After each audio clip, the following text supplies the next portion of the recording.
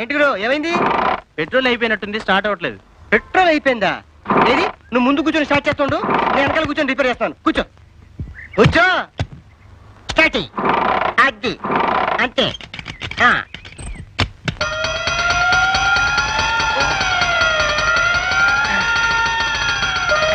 నా సర్వస్వం దారపోసి రిపేర్ చేస్తాను. ఇప్పుడు చూడు, ఒక్క దెబ్బకి స్టార్ట్ చేస్తాను.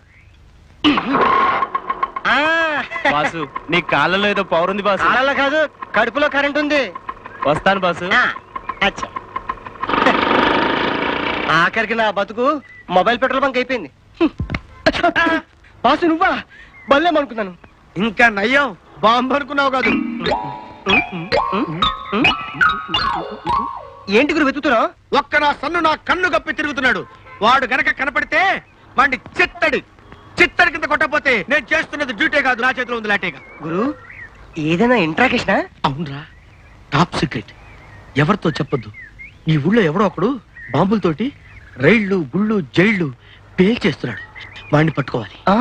బాంబుల చెడుతో మనకి ఎందుకు భయ్యా? ఏంట్రా భయపెడుతున్నావా? ఒరేయ్, వాడి నుంచి నేను ఎంత చిత్రహింస అనుభవిస్తున్నానో నీకేం తెలుసురా?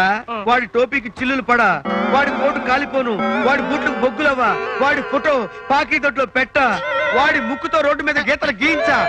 వాడు దొరకాలిగానే. రే గురుగారు, ఎందుకని అనవసరంగా వాడిని తిడతారు? ఆడిని తిడుతుంటే నన్ను తిడుతున్నట్టు ఫీలింగ్ గా ఉంది. ఆడు మీ మాటలు విన్నానుకోండి, మీ మీద కూడా వేయచ్చు బాంబు. పట్టుకో. అరే ఏంట్రా నన్ను భయపెడుతున్నావా? నేను చచ్చినా భయపడను రా.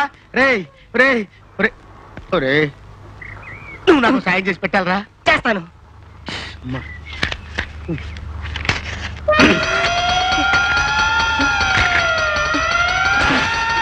అయ్య బాబాయ్, ఏంట్రా?